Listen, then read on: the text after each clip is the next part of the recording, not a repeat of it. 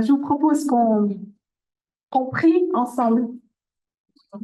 Merci Saint-Esprit, on t'invite dans ce lieu pour que toi-même tu viennes et que ce soit toi qui fasses ton œuvre dans les vies, dans les cœurs, parce que c'est ça qui nous importe.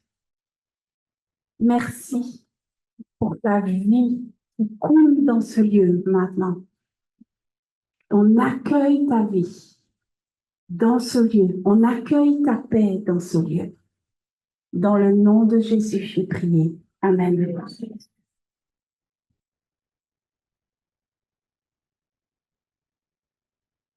Alors, je vais juste me présenter. Donc, en dehors de la femme d'Éric, donc je suis née dans une famille de missionnaires et je suis pasteur depuis 25 ans. Et au fur et à mesure de ce que Dieu a placé à l'intérieur de moi, il y a beaucoup de choses qui se sont révélées et qui ont été touchées à l'intérieur de moi. Comme je vous le disais, je suis née dans une famille missionnaire. Et dans cette famille missionnaire, mes parents sont partis de Suisse. Je suis née en Suisse quand j'avais l'âge de 4 ans. Et ils sont allés en Afrique, au Tchad. Ils sont allés servir dans un orphelinat. Donc, ça fait plus de 50 ans de ça, n'est-ce pas? 58 ans, 54 ans exactement. Et quand on est arrivé au Tchad, en fait, la problématique, c'est que je me suis retrouvée au milieu d'un orphelinat, j'avais l'âge de 4 ans, et je me suis crue une orpheline parmi les orphelins, parce qu'à l'époque, mes parents, ils étaient tellement concentrés sur le ministère que la famille, en proprement dite, était un petit peu mise de côté. C'était d'abord les autres. Il fallait d'abord aider les autres.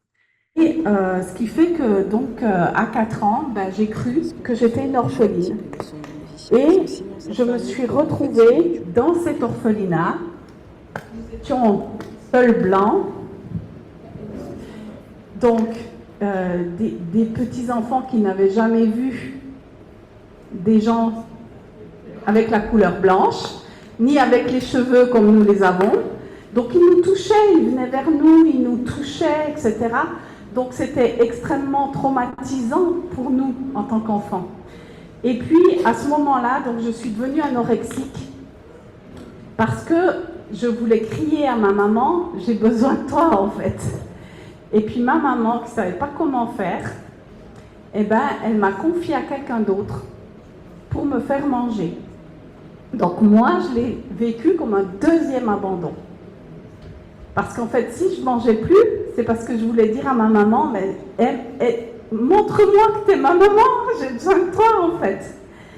Et donc, je vous explique un petit peu tout ça pour vous expliquer comment le cœur d'orphelin s'installe à l'intérieur de nous.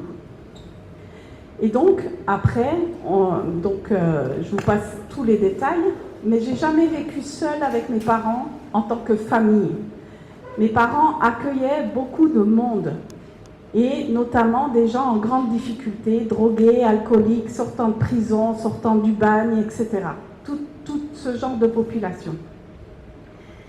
Et en fait, à cause du fait que je n'ai pas connu une famille en tant que telle, un noyau familial, j'ai cru dans mon cœur le mensonge que je devais me débrouiller toute seule dans la vie. Est arrivé mon cher époux, Éric, et lui aussi, dans certains côtés, avait un cœur d'orphelin. Alors quand deux orphelins se marient ensemble, ça crée quelques distensions. Parce que chacun veut être aimé pour lui-même. Et ça crée vraiment problématique. Parce que c'est aime-moi, aime-moi, aime-moi, et on va mettre une pression sur l'autre qu'il ne peut pas contenir, si vous voulez, si on peut dire ça comme ça. Ça va être trop dur pour lui de répondre à cette attente, tout simplement parce qu'il n'est pas Dieu. Et nous avons dû apprendre ensemble à déjà guérir notre cœur d'orphelin et à apprendre à fonctionner d'une autre façon.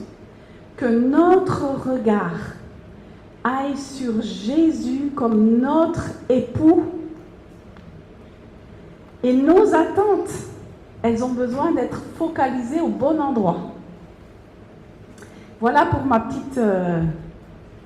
petit témoignage. On a 4 enfants aussi et 12 petits-enfants sur la terre.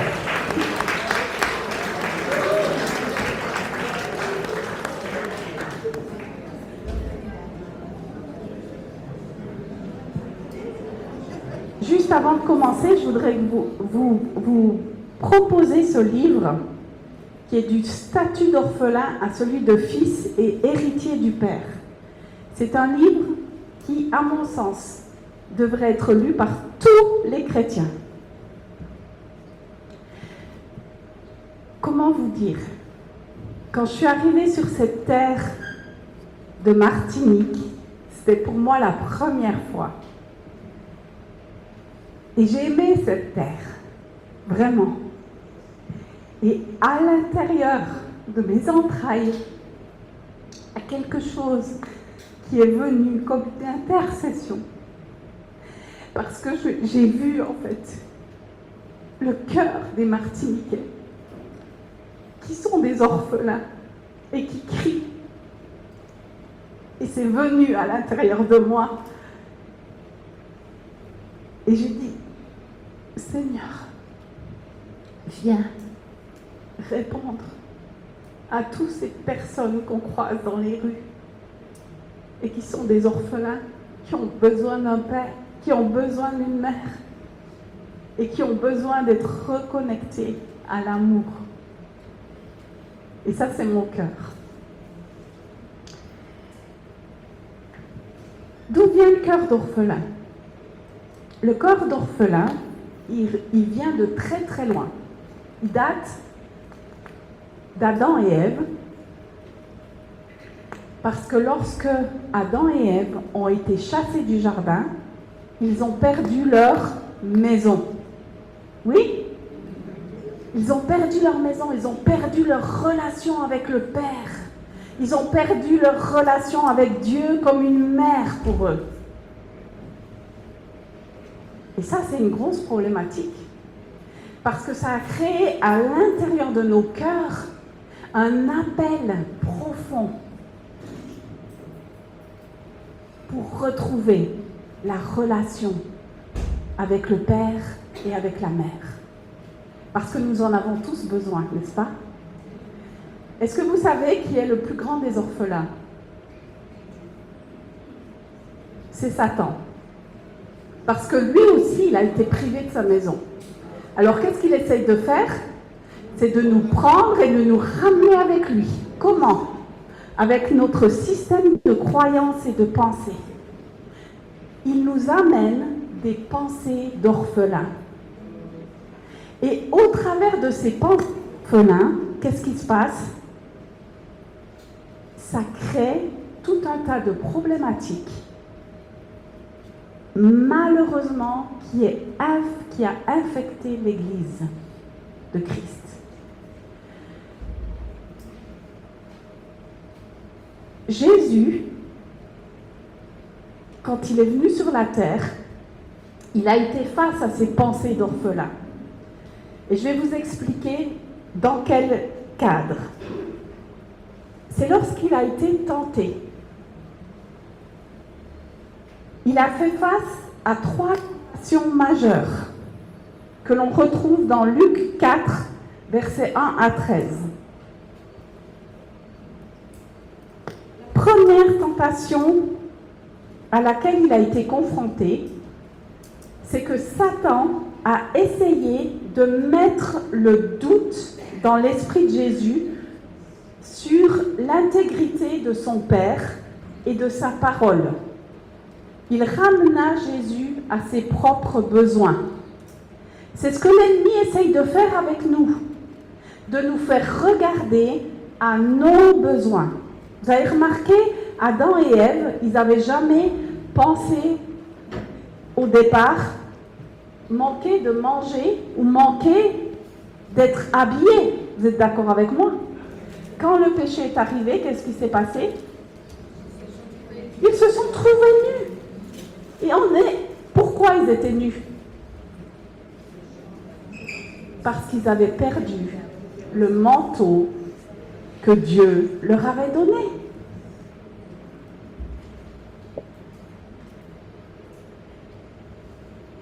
La deuxième tentation dont Jésus a fait face, c'est que Satan a essayé de détourner Jésus de la mission que le Père lui avait confiée. Et la troisième tentation, c'est que Satan a essayé d'amener Jésus à choisir un raccourci pour entrer dans son ministère, pour satisfaire un corps d'orphelin, pour obtenir l'approbation des hommes. Vous vous souvenez, Satan l'a pris, il l'a emmené en hauteur, il lui a dit « je te donne tout ». Et quand on a un cœur d'orphelin, on essaye de prendre des raccourcis. Et quand on prend des raccourcis, qu'est-ce qui se passe? On perd du temps. Au lieu d'en gagner, on en perd.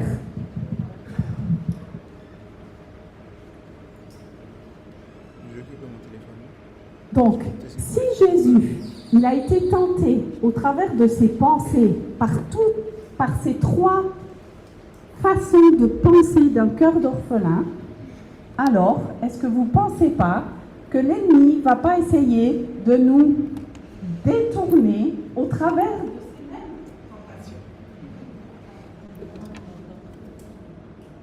Continue, vas-y. Oui, ok. Donc, qu'est-ce que nous devons faire? Nous devons apprendre à les discerner dans notre vie de tous les jours et à les combattre. Parce que l'ennemi va toujours essayer de revenir avec ce genre de pensée. Finalement, est-ce que tu n'es pas importante? Tu ne vaux pas ou tu n'es pas important? Mes besoins ne sont pas rencontrés. Je manque. J'ai besoin de plus. Je veux plus. Et on est centré sur nos propres besoins. Et quand on est centré sur nos propres besoins, ça veut dire qu'on est prêt d'écraser les autres pour pouvoir exister. Donc, c'est ce qu'on voit partout, non? Partout dans la société dans laquelle on est, c'est ce qu'on voit. On voit des gens qui essayent de jouer des coudes pour obtenir quelque chose, pour aller plus vite et pour récupérer des choses pour eux. Est-ce qu'ils sont satisfaits quand ils y arrivent? Pas du tout. Ils vont chercher toujours plus. Est-ce que ça, on ne rencontre pas dans l'Église non plus? Des gens qui veulent prendre des raccourcis pour aller plus vite. La problématique, c'est que quand on fait ça, en fait, on perd du temps au lieu d'en gagner. Donc, il nous faut demander au Saint-Esprit qu'il vienne nous montrer à quel moment est-ce que je suis tenté par Satan pour emprunter des chemins qui ne sont pas bons. On est tous attaqués dans notre système de croyance et de pensée, oui ou non? On a tous des batailles différentes. Mais finalement, si on regarde en prenant un peu de recul, qu'est-ce qu'on s'aperçoit? On s'aperçoit que les 3 tentations que je vous ai citées par rapport à Jésus, c'est les tentations auxquelles on va faire face en fait. D'accord?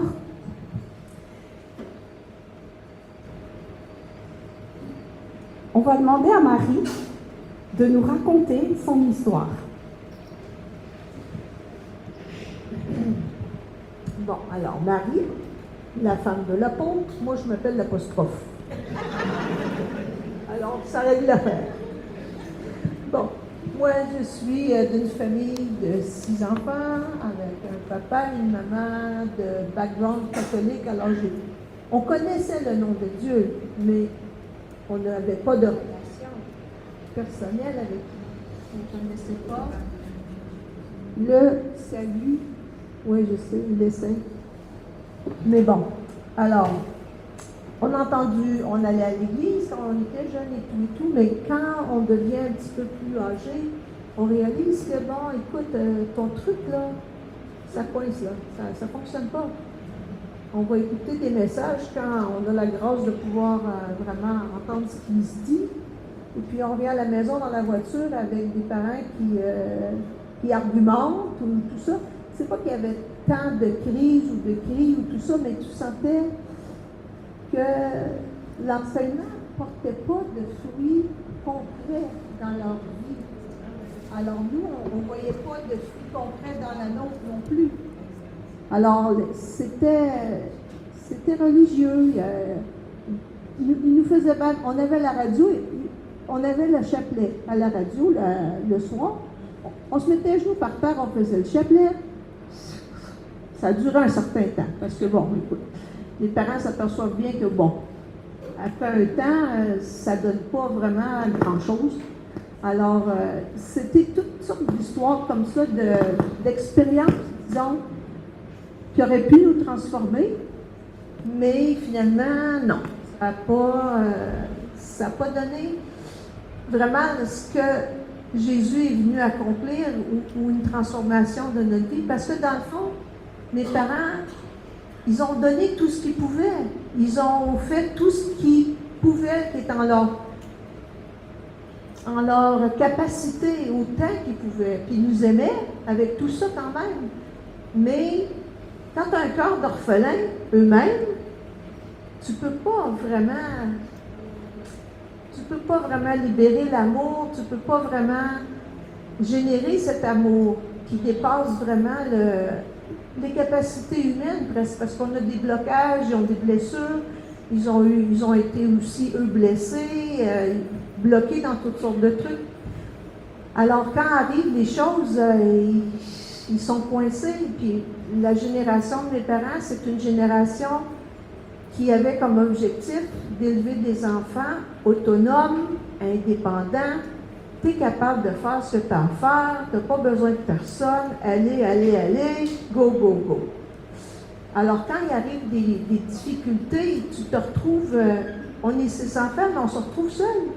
C'est comme si je regarde ma vie des fois, puis je me dis, c'est comme si j'étais en mode survie depuis longtemps.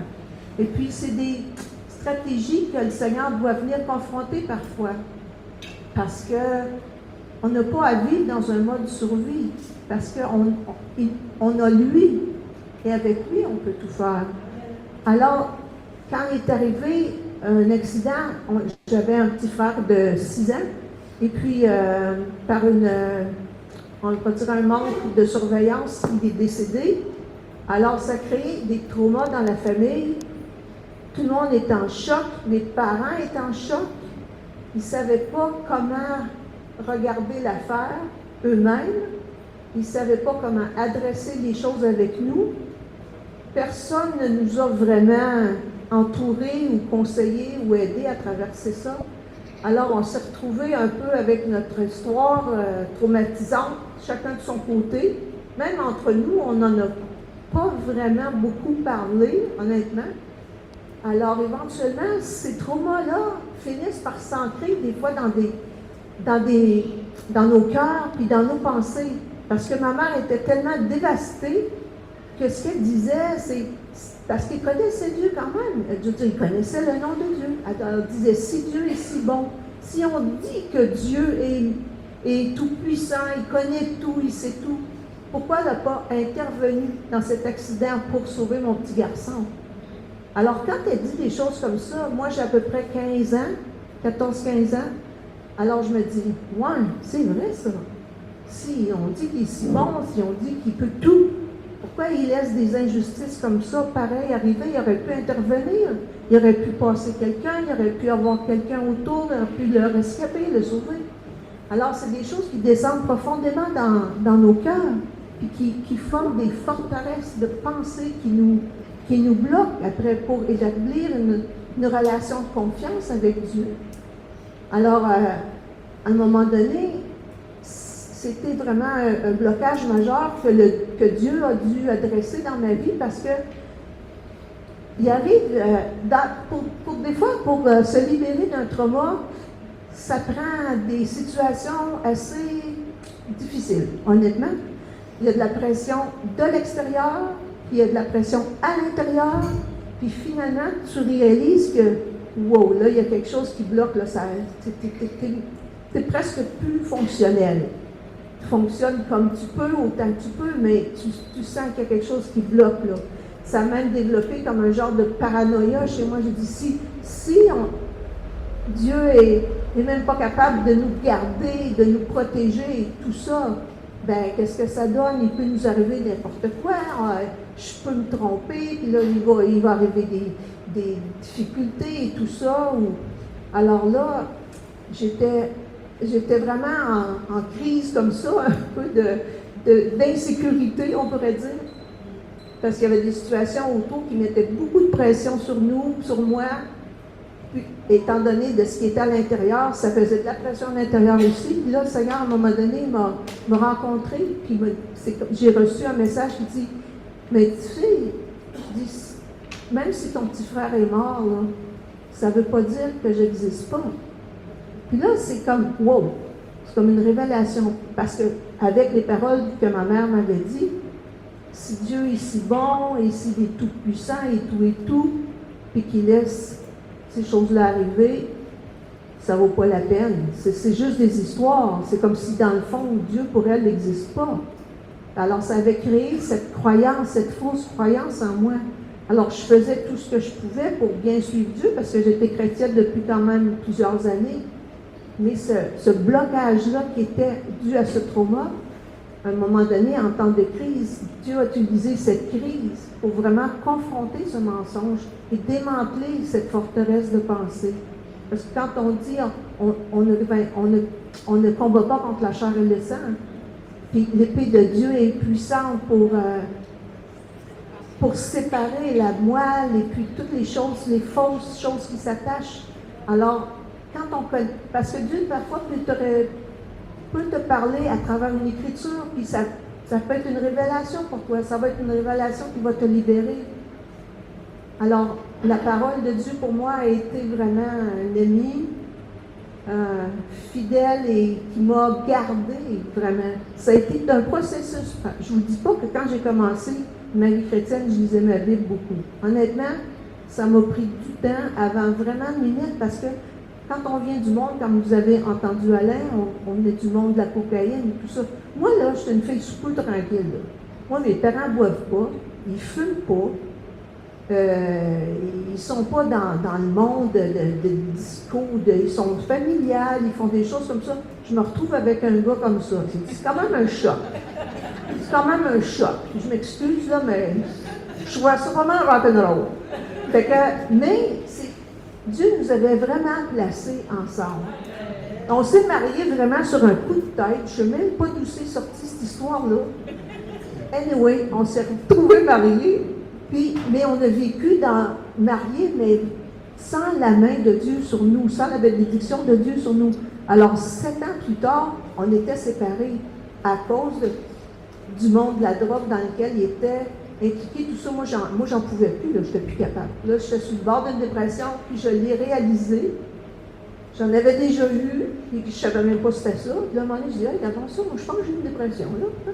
Mais là, quand je m'en allais pour celle-là, j'ai dit, ah là, je sais ce qui m'attend. J'ai dit, moi, ça ne peut pas fonctionner comme ça une deuxième fois, là. Alors, je l'ai laissé. Puis c'est à ce moment-là que Dieu est venu le rencontrer. Parce que son frère l'a rencontré, il était sauvé, il a parlé de Dieu, tout ça, on est revenus ensemble. Là, il m'a dit, ah, ouais, c'est ça. J'ai rencontré Dieu. J'ai dit, ah bon, d'accord. J'ai dit, ben, je vais aller voir. Finalement, quand je suis allée voir, Dieu m'a rencontré moi. Et puis c'est un processus. C'est une marche jour après jour. Puis il arrive des moments, des fois, de crise, de difficulté. Puis on ne sait pas trop où on s'en va. Mais moi, je me dis, des fois, je ne sais même pas. Là. Mais il dit, oui, mais tu n'as pas besoin de savoir tout le trajet. Là. Un pas devant l'autre. Je dis, ah, d'accord, un pas devant l'autre. Bien sûr, je suis capable. Un pas devant l'autre, à chaque jour. Si je m'en vais dans la bonne direction, éventuellement, je vais arriver à la bonne destination. Amen. Soyez encouragés. Persévérez.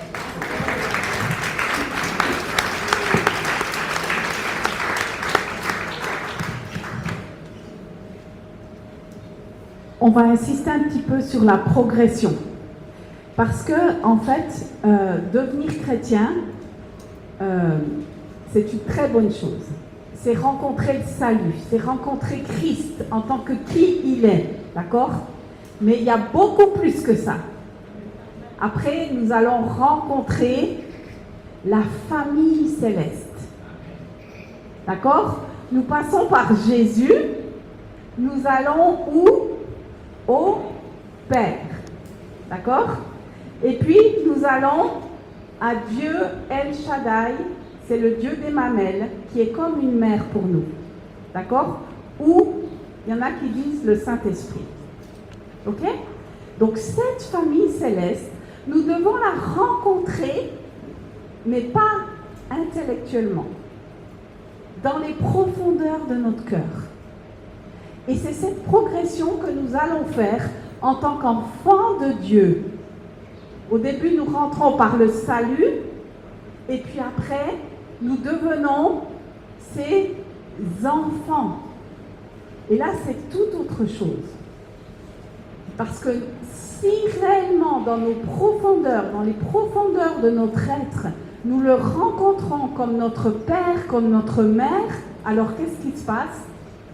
Toutes les peurs de notre cœur d'orphelin sont rencontrées par l'amour parfait qui bannit toutes les peurs. Et il n'y a que dans le rapprochement avec Dieu le Père, le Saint-Esprit ou Dieu comme une mère, que les peurs, elles peuvent partir. On reprend l'exemple de Jésus. Jésus, il a fait une progression aussi dans sa vie. Oui, d'abord, il était soumis. Il était soumis à qui? À ses parents terrestres. Après, il disait qu'il ne faisait que ce qu'il voyait faire au Père. Donc ça veut dire qu'il était également soumis à son Père céleste. Et tout ce que le Père lui a demandé de faire, il l'a fait. Ok. La deuxième marche, donc la première, c'est l'autorité des parents. La deuxième marche, c'est l'autorité spirituelle avec Dieu le Père. Et aussi, il s'est soumis à Jean-Baptiste pour que lui-même vienne le baptiser. Jean-Baptiste, il lui dit non, non, non, non. Il lui dit si, je dois passer par cette soumission-là. Ok? Troisième marche, c'est reconnaissance de Dieu le Père vis-à-vis de son Fils lors de son baptême. Vous vous souvenez? Quand Jésus est sorti des eaux, qu'est-ce qui est venu? Une colombe sur lui et qui a affirmé la position de fils sur Jésus. Celui-ci est mon fils bien-aimé en qui j'ai mis toute mon affection. Là, on connaît le passage par cœur. Est-ce que ça vient à l'intérieur de nous?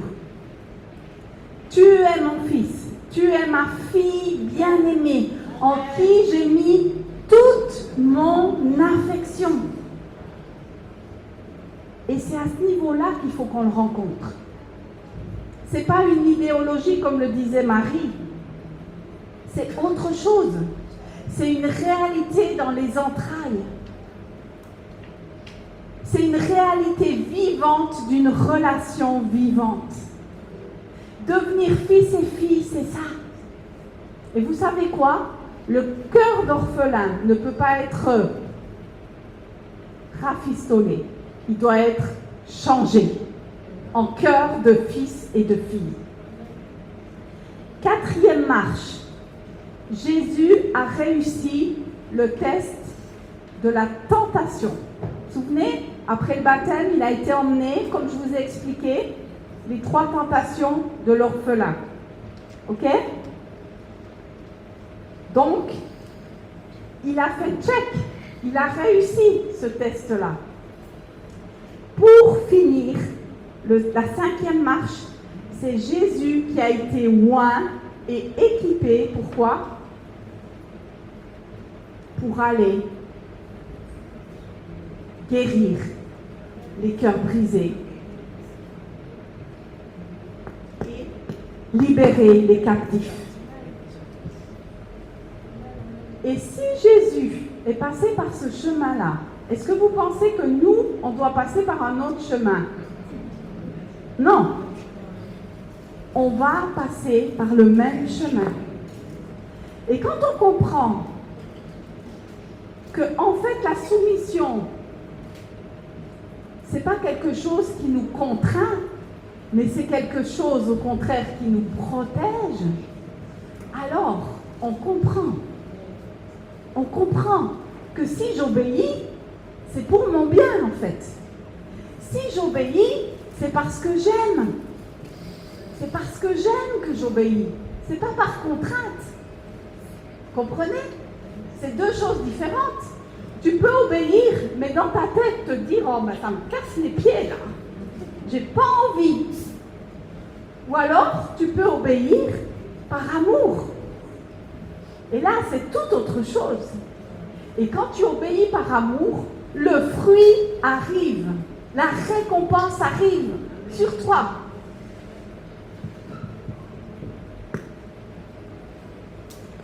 Alors, j'aimerais juste vous donner, parce que je trouve que c'est important, les symptômes entre le cœur d'orphelin et le cœur de fils et filles. Vous êtes d'accord? Ok. Alors, on va commencer par l'image de Dieu. Les orphelins voient Dieu comme un maître à qui ils doivent complètement apaiser tout le temps. Parce que sinon, ils vont avoir la réprimande. Donc, les peurs sont décuplées. Ils voient Dieu comme quelqu'un qui va ne pas les rater dès qu'ils font une erreur. Ok?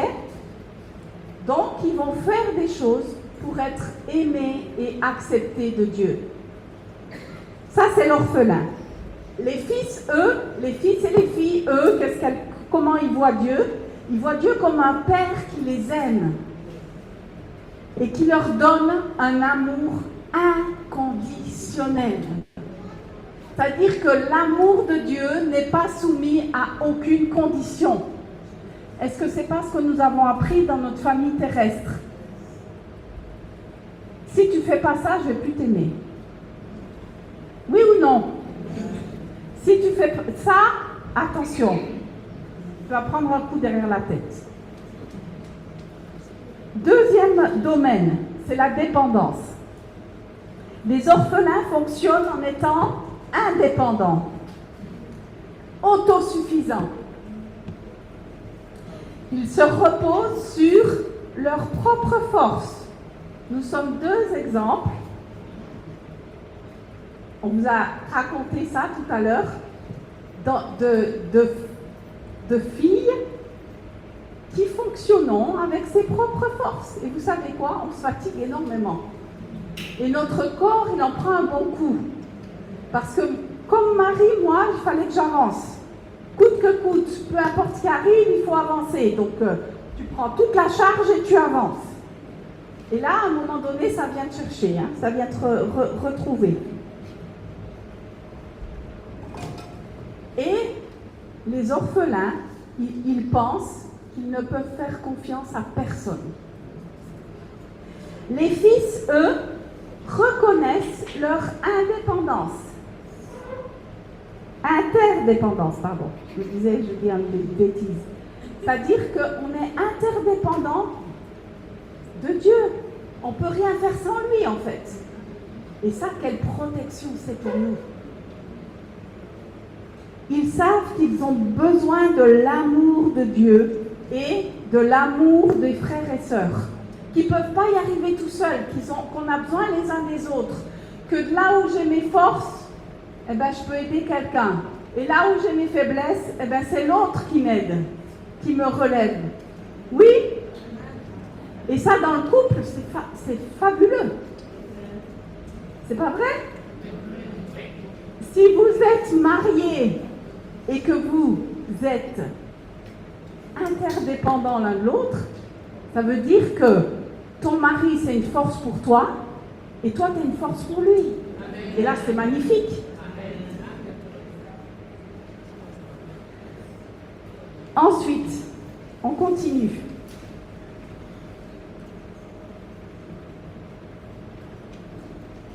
La théologie. Les orphelins vivent pour l'amour de la loi. Les fils vivent de la loi de l'amour. Romains 13:10.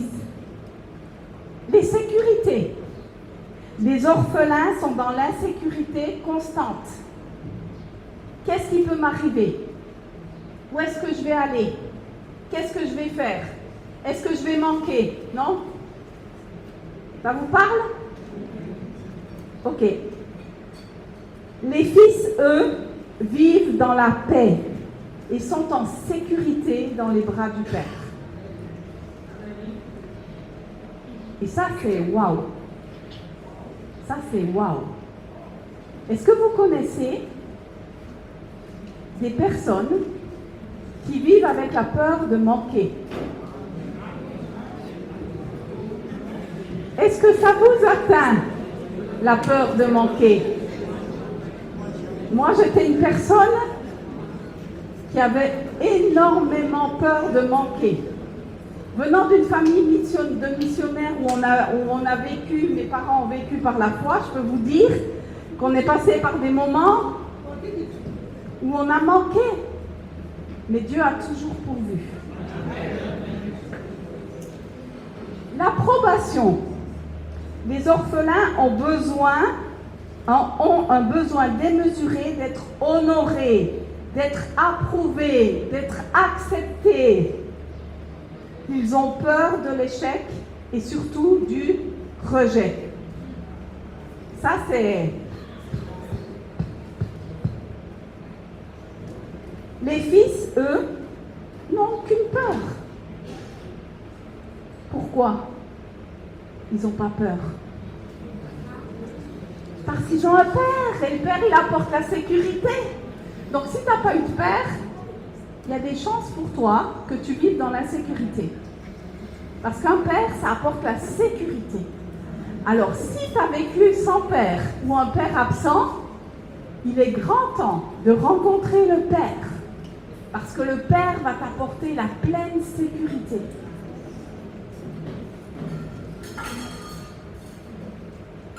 Les motivations de service. Les orphelins ont besoin de se réaliser et d'impressionner par ce qu'ils font, par ce qu'ils sont. Cela se traduit par des actions hyper religieuses parfois. Vous avez déjà vu ça dans l'église? Celui qui est toujours prêt là. Vite, vite, vite, il faut que je le fasse, il faut que je le fasse, il faut que j'existe. Ils travaillent dur et se fatiguent. Les fils, eux, qu'est-ce qu'ils font? Ils servent dans la joie. Ils sont motivés par la gratitude de ce que Jésus a fait pour eux. Par la gratitude de l'amour du Père. Alors ils peuvent aller servir, ils sont heureux de servir les autres. Parce qu'eux-mêmes, ils sont comblés en fait. Amen. La pureté. Les orphelins croient qu'ils doivent être saints pour être acceptés et obtenir la faveur. Du coup, qu'est-ce qui se passe? Ils essayent par leur propre force. Donc, il y a des échecs. Donc, qu'est-ce qui se passe? Il y a la honte qui vient, la peur de l'échec, la culpabilité, toutes ces choses. Les fils, eux, ont le désir d'être saints, mais par amour pour leur père. C'est autre chose. L'image de soi. Je vais vous faire vous lever, je crois, parce que vous êtes tous... Plus je parle, plus je les vois s'endormir, en fait. Allez, levez-vous un petit peu, levez-vous, ça vous fera du bien.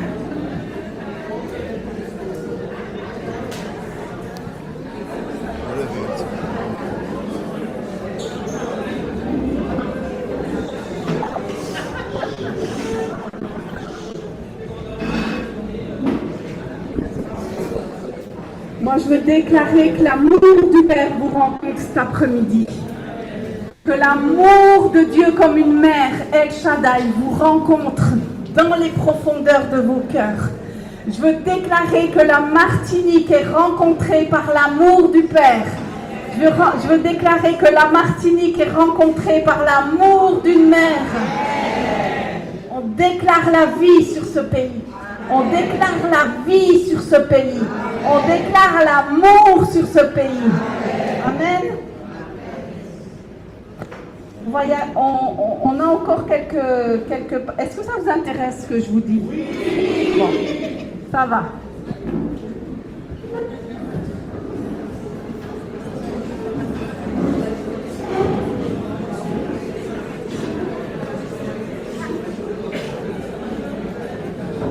Alors on continue.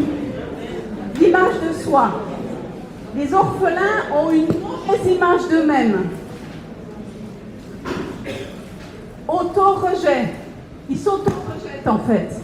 Parce qu'ils ne s'aiment pas en fait. Ça c'est les orphelins. Ok. Les fils, eux, ils se sentent acceptés et en pleine légitimité. Est-ce que ça vous parle la légitimité? Ok. Le réconfort. Les orphelins cherchent leur réconfort dans des sentiments faussés, c'est-à-dire des dépendances malsaines. Est-ce que vous avez déjà vu ça? Il faut que je m'accroche. Il faut que je m'accroche à toi, parce que là, sinon, je suis perdue.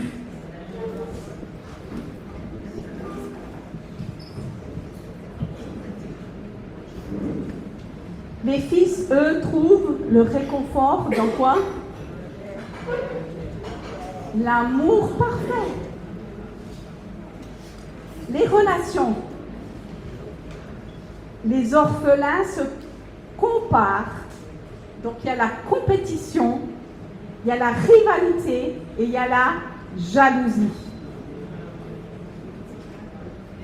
Est-ce qu'on ne trouve pas trop ça un petit peu dans l'Église? J'aimerais bien être un peu comme toi. Franchement, elle a un meilleur appel que le mien. Vraiment, hein. Tu vois? Et tu veux être quelqu'un que tu n'es pas. Et tu ne peux pas être heureux si tu veux être quelqu'un que tu n'es pas.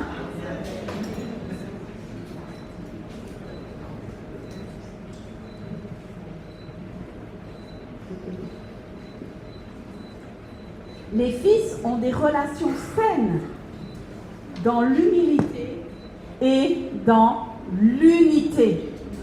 Et là, ce n'est pas une unité hypothétique, mais c'est une véritable unité. Parce que parfois, on veut créer l'unité. Mais si c'est une bande d'orphelins qui essaye d'être unis, je peux vous dire que ça va péter. N'est-ce pas, Marie? Oui, à l'orphelinat, c'est ça. L'autorité, intéressant. Les orphelins la regardent comme une source de douleur et de souffrance. L'autorité, ça va nous faire du mal. Oui ou non? Ok. Par conséquent, l'attitude de leur cœur est en manque d'humilité et en manque de soumission. Et là, je voudrais mettre un petit rajout. En fait, il y a des gens qui sont soumis à l'extérieur. C'est-à-dire qu'ils vont faire tout ce que l'autorité va leur demander de faire, mais dans leur cœur, il y a la rébellion. Et quand c'est ça, un jour ou l'autre, ça vient et ça saute.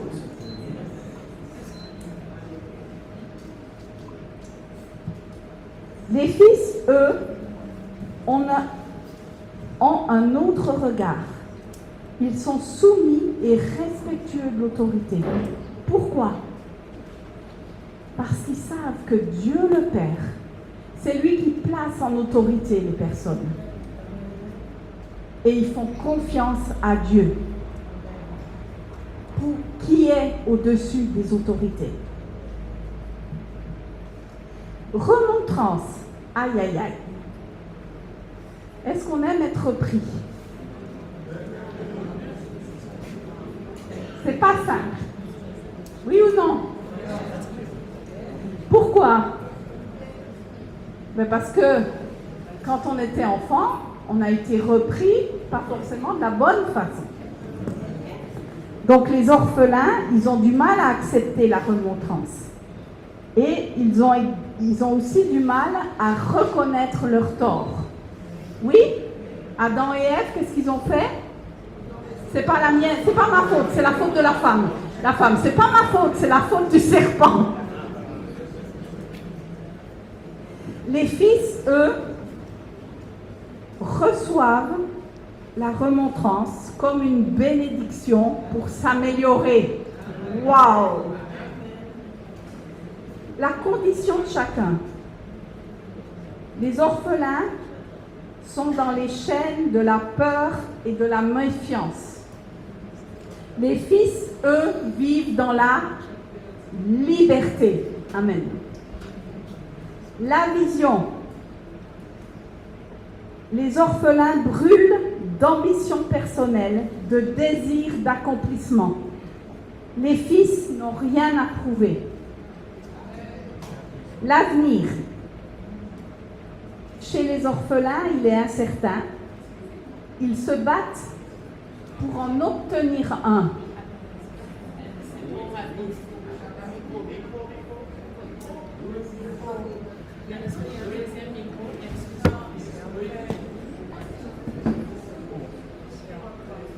Plus doucement. Ok. Je vais faire plus doucement. Donc, où c'est que tu veux que je recommence? Vas-y, dis-moi. Je suis désolée, hein, vraiment, c'est à condition. Ah, condition de chacun.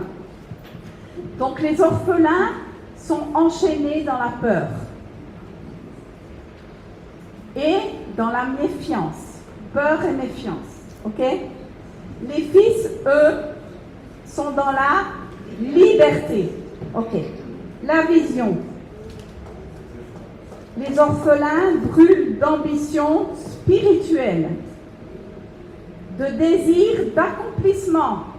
Je veux m'accomplir, je veux être quelqu'un, je veux briller. Oui? Ça vous parle ça? Je veux briller? Oui? Qui est-ce qui veut briller?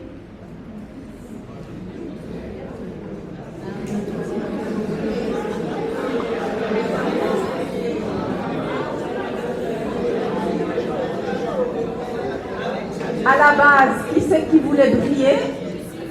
Lucifer. Et puis il a été précipité. Alors, on s'entend. On peut rayonner. D'accord? C'est pas la même chose que briller. Briller, c'est se faire voir. D'accord? Rayonner, c'est émaner de la présence de Dieu. Être comme un miroir et refléter. D'accord? C'est deux choses différentes.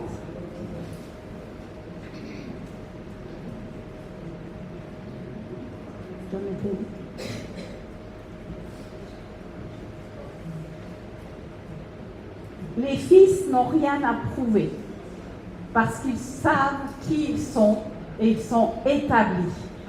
Et quand on est établi, on n'a pas besoin de prouver qui on est. Ça se voit. L'avenir. Chez les orphelins, l'avenir, il est incertain. Ils se battent pour obtenir des choses. Les fils, eux, accomplissent leur destinée. Yes. Voilà. Ça, c'est quelques symptômes les plus fréquents des orphelins et des fils. OK? Donc maintenant, ce que je vous propose qu'on fasse, parce que c'est le Saint-Esprit qui doit révéler. C'est pas moi qui vais le faire. D'accord? C'est pas moi qui vais vous dire, toi tu es comme ça. Non. C'est le Saint-Esprit qui doit venir révéler.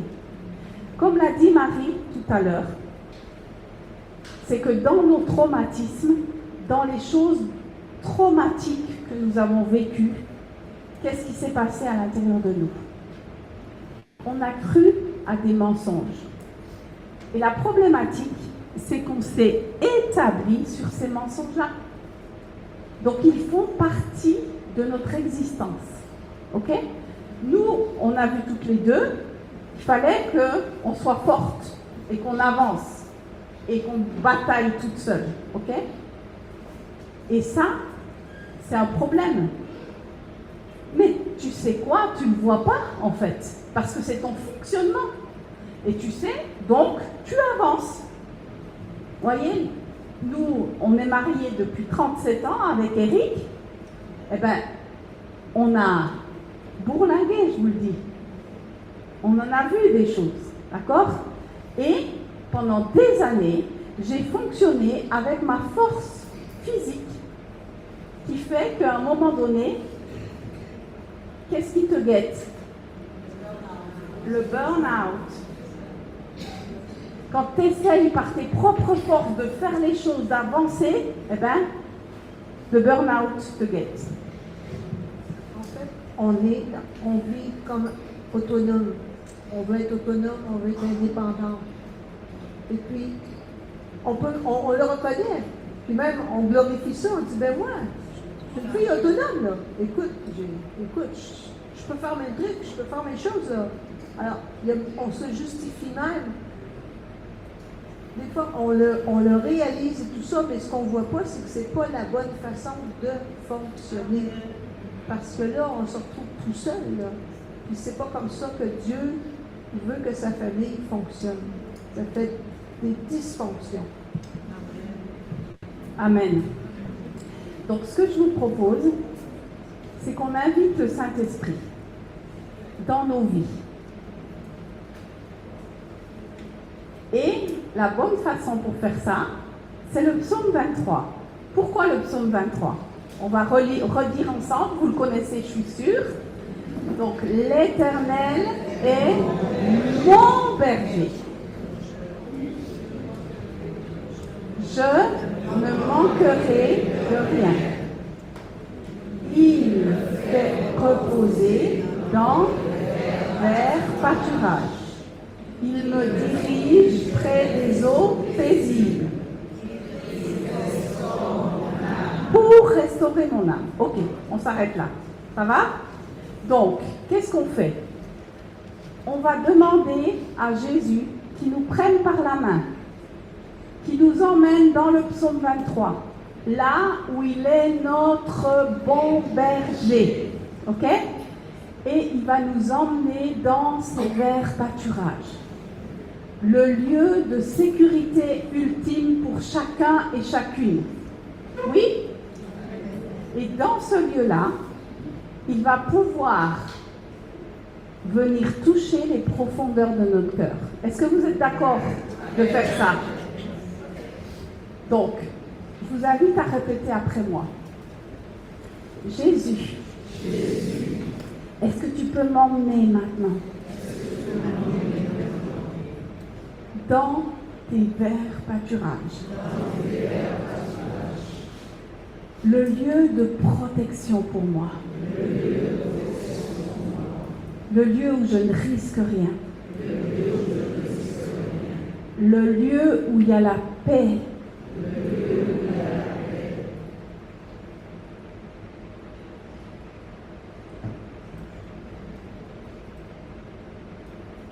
et maintenant, je vais juste vous demander, est-ce que vous arrivez à rentrer dans ce lieu-là?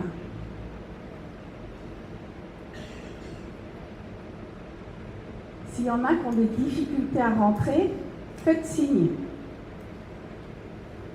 Ok. Les autres, c'est bon?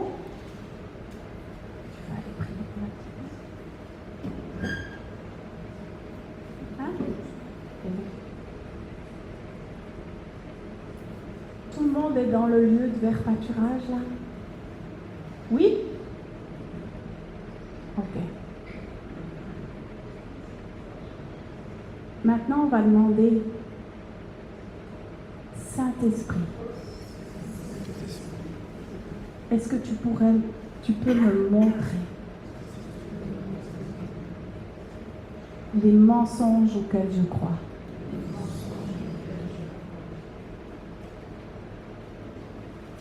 Et puis lorsqu'il y a un mensonge qui vient à vous, vous prenez le papier et vous écrivez le mensonge.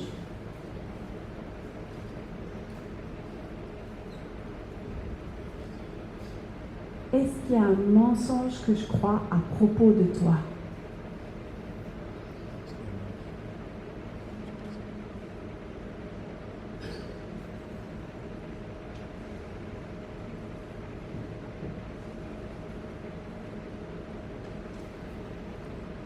Ne cherchez pas à analyser ce qui vient, notez-le simplement.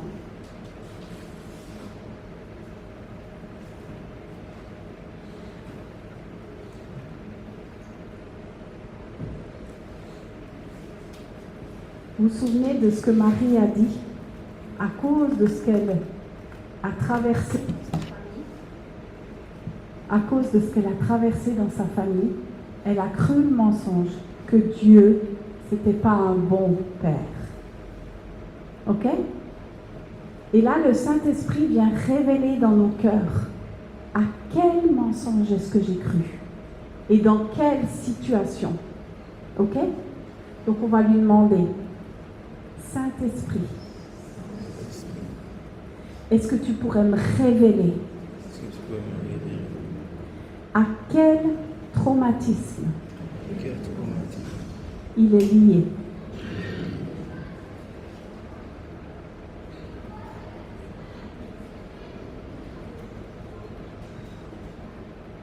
Et puis ce qui vous remonte,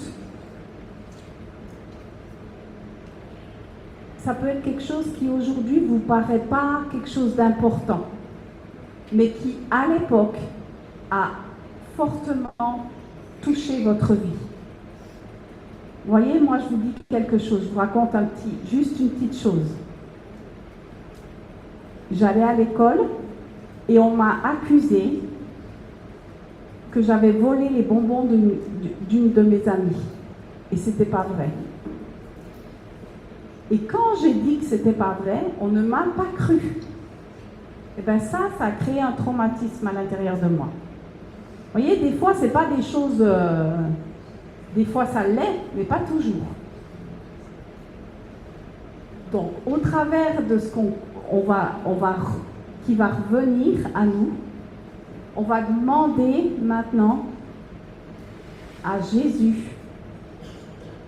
à qui est-ce que j'ai besoin de pardonner, Jésus?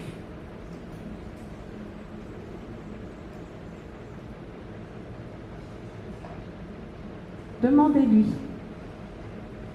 Jésus, à qui est-ce que j'ai besoin de pardonner?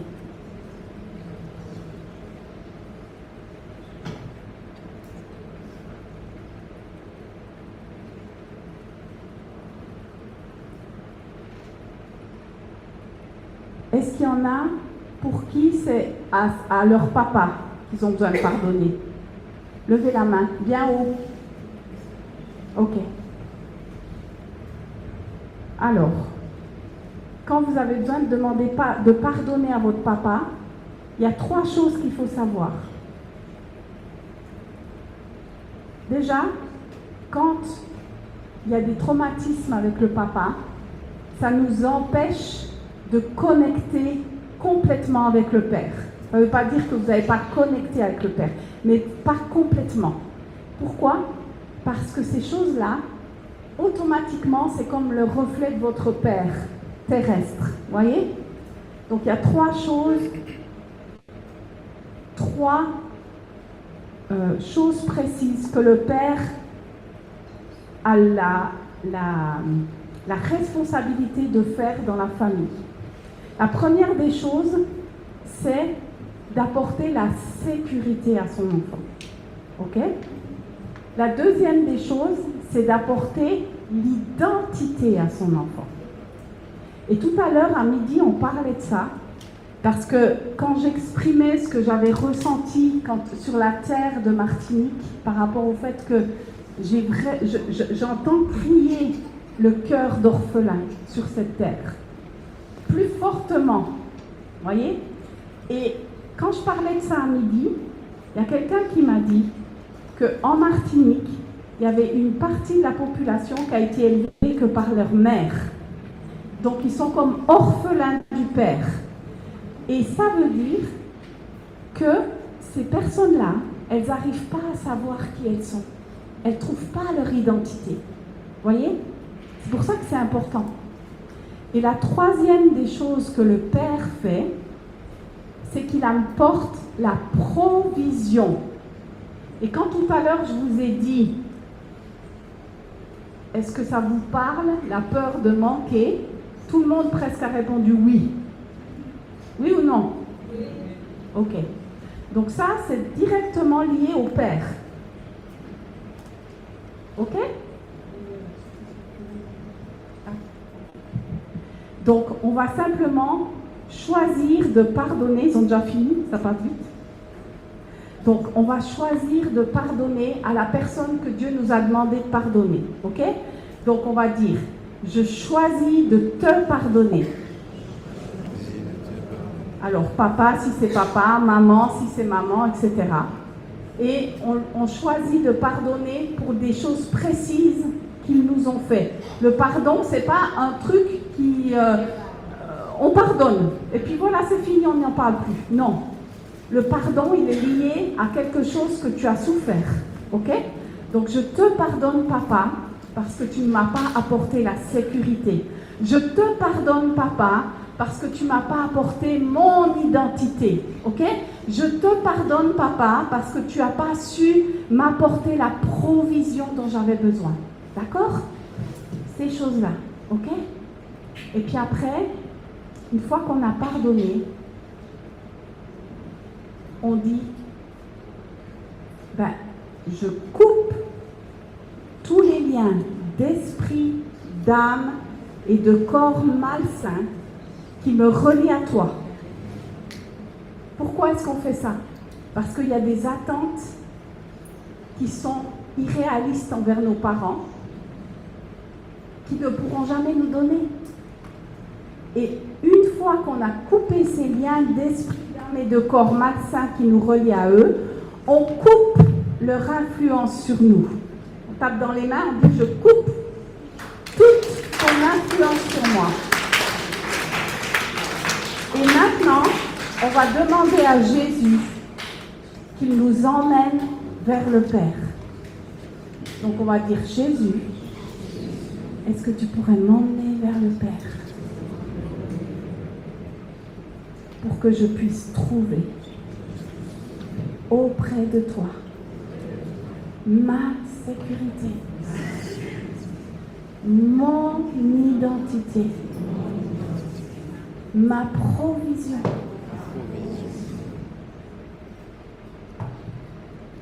Voyez, c'est un petit exemple rapide de ce qu'on peut faire pour se reconnecter avec le Père. Parce qu'on a des mauvaises images de nos parents, forcément, ça va nous empêcher de connecter avec le Père. Je vous bénis. Il faut y aller. Alors, je suis désolée.